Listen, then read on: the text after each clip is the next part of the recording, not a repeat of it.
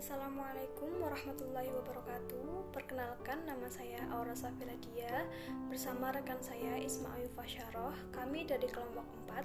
Di sini saya akan mempresentasikan tentang makalah kalimat yang telah ditugaskan oleh Ibu dosen Sri Handayani MPD. Pengertian kalimat didefinisikan oleh beberapa pakar, yaitu yang pertama oleh Sultan Takdir Ali Sya'bana, yang menjelaskan bahwa kalimat adalah kumpulan kata-kata yang terkecil yang mengandung pikiran lengkap.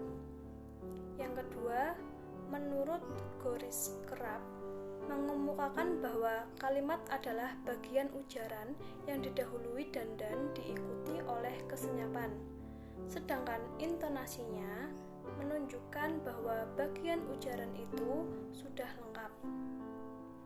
Yang ketiga, menurut Fakhruddin A.E. yang mendefinisikan bahwa kalimat adalah kelompok kata yang mempunyai arti tertentu, terdiri atas subjek dan predikat yang tidak tergantung pada suatu konstruksi gramatikal yang lebih besar.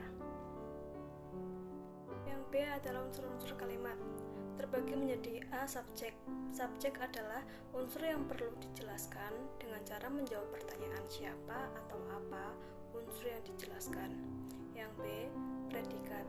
Predikat adalah unsur yang menjelaskan keadaan atau perilaku subjek dengan cara menjawab pertanyaan mengapa atau bagaimana.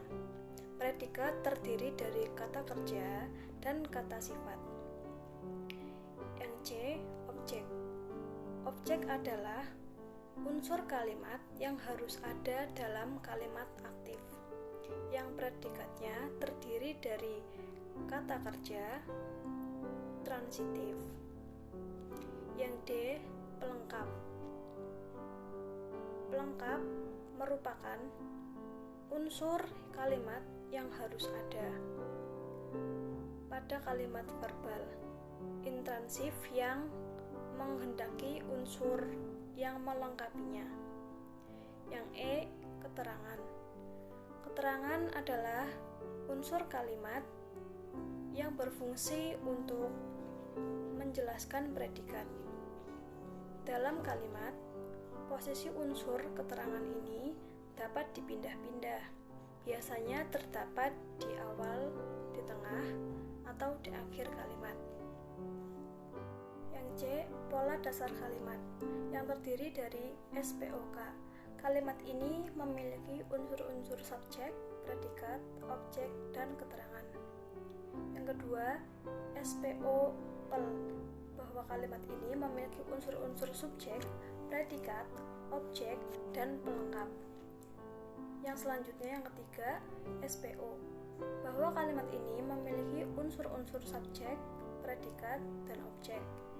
Yang keempat, SPPL, kalimat ini memiliki unsur-unsur subjek, predikat, dan pelengkap. Yang kelima, SPK, bahwa kalimat ini memiliki unsur-unsur subjek, predikat, dan keterangan. Yang keenam, SP atau verba, bahwa kalimat ini memiliki unsur subjek dan predikat yang berupa nomina, kata benda. Yang ketujuh, SP adjektiva, bahwa kalimat ini memiliki unsur subjek dan predikat yang berupa adjektiva atau kata sifat. Yang keempat adalah jenis-jenis kalimat.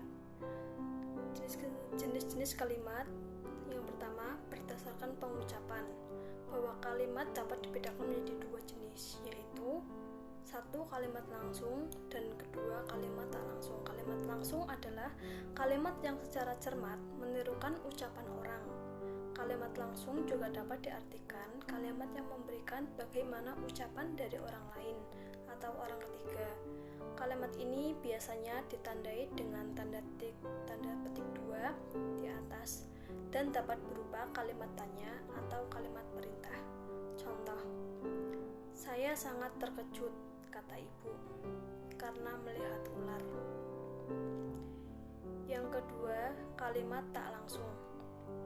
Kalimat tak langsung adalah kalimat yang menceritakan kembali ucapan atau perkataan orang lain. Kalimat tak langsung tidak ditandai dengan tanda petik 2 dan sudah dirubah menjadi kalimat berita. Contoh, adik berkata bahwa sepeda itu harus segera dibawa. Ke bengkel. Yang kedua, jenis kalimat berdasarkan struktur gramatikal. Menurut strukturnya, kalimat bahasa Indonesia dapat berupa kalimat tunggal dan dapat pula berupa kalimat majemuk. A. Kalimat tunggal. Kalimat tunggal yaitu kalimat yang terdiri atas satu subjek dan satu predikat, sedangkan yang B, kalimat majemuk setara. Kalimat majemuk setara terbagi menjadi dua kalimat tunggal atau lebih kalimat atau lebih. Kalimat majemuk setara dikelompokkan menjadi 4 jenis sebagai berikut. Yang pertama, dua kalimat tunggal atau lebih dapat dihubungkan oleh kata dan atau serta jika kalimat tunggal itu sejalan dan hasilnya disebut kalimat majemuk. Setara penjumlahan. Yang kedua kalimat tunggal yang berbentuk kalimat setara itu dapat dihubungkan oleh kata, tetapi jika kalimat itu menunjukkan pertentangan dan hasilnya disebut kalimat majemuk setara pertentangan.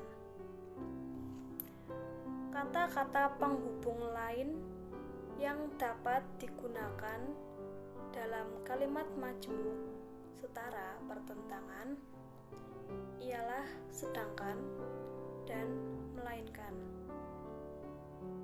Yang ketiga, dua kalimat tunggal atau lebih dapat dihubungkan oleh kata lalu dan kemudian jika kejadian yang dikemukakannya berurutan dan hasilnya disebut kalimat majemuk berurutan. Yang keempat, dapat pula dua kalimat tunggal atau lebih itu dihubungkan oleh kata atau jika kalimat itu menunjukkan pemilihan dan hasilnya disebut kalimat majemuk setara pemilihan. Yang C, kalimat majemuk setara rapatan. Kalimat majemuk setara rapatan yaitu suatu bentuk yang merapatkan dua atau lebih kalimat tunggal. Yang dirapatkan ialah unsur subjek atau unsur objek yang sama. Contohnya, kami berlatih, kami bertanding, dan kami berhasil menang. Kalimat majemuk setara dibagi menjadi 3, yaitu yang pertama, kalimat majemuk tidak setara.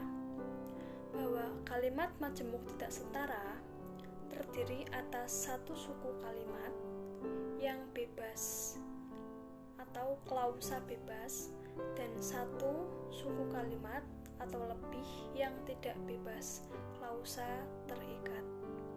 Yang kedua, kalimat majemuk tak setara berunsur sama. Kalimat majemuk tak setara berunsur sama. Bahwa kalimat majemuk tak setara dapat dirapatkan andai kata unsur-unsur subjeknya sama. Contohnya, karena sudah lelah, kami ingin pulang. Yang ketiga, kalimat majemuk campuran. Kalimat jenis ini terdiri atas kalimat majemuk tak setara atau bertingkat dan kalimat majemuk setara, atau terdiri atas kalimat majemuk setara dan kalimat majemuk tak setara bertingkat. Misalnya, karena hari sudah malam, kami berhenti dan langsung pulang. Termasuk bertingkat termasuk kalimat majemuk bertingkat dan setara. Kedua, kami pulang tetapi mereka masih bekerja karena tugasnya belum selesai, termasuk kalimat majemuk setara ditambah kalimat majemuk bertingkat. Yang ketiga, berdasarkan bentuk gayanya atau retorika. Menurut gaya penyampaiannya, kalimat majemuk dapat digolongkan menjadi 3 macam, yaitu yang A, kalimat yang melepas. Kalimat ini disusun dengan diawali unsur utama, yaitu induk kalimat, dan diikuti oleh unsur tambahan, yaitu anak kalimat. Gaya penyajian kalimat itu disebut melepas. Unsur anak kalimat ini seakan-akan dilepaskan saja oleh penulisnya, dan kalaupun unsur ini tidak diucapkan, kalimat itu sudah bermakna lengkap. Misalnya, saya akan dibelikan motor oleh ayah jika saya lulus ujian sekolah. Yang B, kalimat yang berklimaks. Kalimat yang berklimaks yaitu kalimat yang disusun dengan diawali oleh anak kalimat dan diikuti oleh induk kalimat. Misalnya, karena sulit kendaraan, ia datang terlambat ke sekolahnya. Yang C, kalimat yang berimbang. Kalimat yang berimbang yaitu kalimat yang disusun dalam bentuk majemuk setara ataupun majemuk campuran. Gaya penyajian kalimat itu disebut berimbang. Misalnya, jika stabilitas nasional mantap, masyarakat dapat bekerja dengan tenang dan dapat beribadah dengan leluasa. Yang keempat, jenis kalimat menurut fungsinya. Sesuai tata bahasa Buku Bahasa Indonesia 2003.2.337 disebutkan berdasarkan bentuk atau kategori sintaksisnya kalimat dibedakan atas 4 macam, yaitu A, kalimat berita atau pernyataan deklaratif. Yang B, kalimat tanya atau interrogatif. Yang C, kalimat perintah atau imperatif. Dan yang D, kalimat seru atau ekslamatif. Yang kelima, kalimat berita deklaratif. Kalimat berita adalah kalimat yang dipakai untuk menyatakan suatu berita. Ciri-ciri kalimat berita yaitu bersifat bebas, boleh langsung atau tak langsung, aktif atau pasif, tunggal atau majemuk, berintonasi, menurun, dan kalimatnya diakhiri tanda titik. Contoh, pembagian beras gratis di kampungku dilakukan kemarin pagi. Contoh yang kedua, perayaan HUT RI yang ke-63 berlangsung meriah. Yang keenam, kalimat tanya atau interrogatif.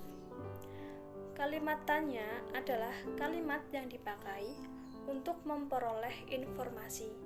Ciri-ciri kalimat tanya yaitu diakhiri dengan tanda tanya, berintonasi naik, dan sering pula hadir kata apakah, bagaimana, di mana, siapa, yang mana, dan lain-lain. Contoh, apakah barang ini milikmu? Contoh yang kedua, kapan adikmu kembali ke Indonesia? Seperti itu. Yang ketujuh, perintah atau imperatif. Kalimat perintah dipakai untuk menyuruh dan melarang orang berbuat sesuatu. Kalimat perintah berintonasi menurun dan diakhiri tanda titik atau tanda seru. Kalimat perintah dapat dipilah lagi menjadi kalimat perintah suruhan, kalimat perintah halus, kalimat perintah permohonan, kalimat perintah ajakan dan harapan, kalimat perintah larangan, dan kalimat perintah pembiaran.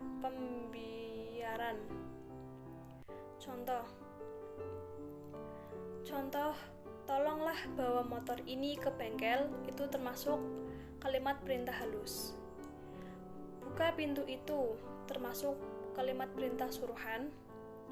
Jangan buang sampah di sungai itu, termasuk kalimat perintah larangan. Mohon hadiah ini kamu terima. Kalimat perintah permohonan atau permintaan. Kalimat ayolah kita belajar termasuk dalam kalimat perintah ajakan dan harapan. Biarlah dia pergi bersama temannya termasuk ke dalam kalimat perintah pembiaraan. Yang kedelapan, kalimat seruan atau ekslamatif. Kalimat seru adalah kalimat yang dipakai untuk mengungkapkan perasaan emosi yang kuat, termasuk kejadian yang tiba-tiba dan memerlukan reaksi spontan. Kalimat ini berintonasi naik dan diakhiri tanda seru. Contohnya, hai, ini dia orang yang kita cari. Contoh yang kedua, wah, pintar benar anak ini. Seperti itu. D. Kalimat efektif. Kalimat efektif ialah kalimat yang memiliki kemampuan untuk menimbulkan kembali gagasan-gagasan pada pikiran pendengar atau pembaca seperti apa yang ada pada pikiran pendengar atau pembaca, seperti apa yang ada dalam pikiran pembicara atau penulis. Sebuah kalimat efektif mempunyai ciri-ciri khas, yaitu kesepadanan struktur, keparalelan bentuk, ketegasan makna, kehematan kata, kecernaan penalaran, kepaduan gagasan, dan kelogisan bahasa. Yang pertama, kesepadanan. Yang dimaksud kesepadanan adalah keseimbangan antara pikiran atau gagasan dan struktur bahasa yang dipakai. Yang kedua, keparalelan. Yang dimaksud dengan keparalelan adalah kesamaan bentuk kata yang digunakan dalam kalimat itu. Yang ketiga, ketegasan. Yang dimaksud dengan ketegasan atau penekanan adalah suatu perlakuan penonjolan pada ide pokok kalimat. Dalam sebuah kalimat ada ide yang perlu ditonjolkan. Yang keempat, kehematan. Yang dimaksud kehematan dalam kalimat efektif adalah hemat mempergunakan kata, frasa, atau bentuk lain yang dianggap tidak perlu. Kehematan tidak berarti harus menghilangkan kata-kata yang dapat menambah kejelasan kalimat. Yang kelima, kecermatan. Yang dimaksud dengan cermat adalah bahwa kalimat itu tidak menimbulkan tafsiran ganda, dan tepat dalam pilihan kata. Yang keenam, kepaduan. Yang dimaksud dengan kepaduan adalah pernyataan dalam kalimat itu, sehingga informasi yang disampaikan tidak terpecah-pecah. Yang ketujuh, kelogisan. Yang dimaksud dengan kelogisan adalah ide kalimat itu dapat diterima oleh akal dan penulisnya sesuai dengan ejaan yang berlaku. Yang E, penggunaan kata yang salah dalam kalimat. Ada beberapa penggunaan kata yang salah dalam kalimat, diantaranya 1. Penggunaan kata kalau yang salah. Kadang-kadang kita melihat pemakaian kata kalau yang kurang tepat sebagai unsur penghubung antar klausa. Contohnya, A. Kalau engkau bersungguh-sungguh belajar, engkau akan lulus dalam ujian nanti. Itu termasuk benar. Yang B. Kalau engkau menjadi burung, biarlah aku menjadi dahan tempatmu bertengger. Itu termasuk salah. Kalimat dua klausa bersyarat itu berisi sesuatu yang mustahil. Mana mungkin orang yang menjelma menjadi burung? Karena isinya mengandung ketidakmungkinan makna. Kata kalau dapat diganti dengan kata lain. Misalnya, andai kata, umpamanya, dan sekiranya. Contoh, andai kata engkau menjadi burung, biarlah aku menjadi dahan tempatmu bertengger.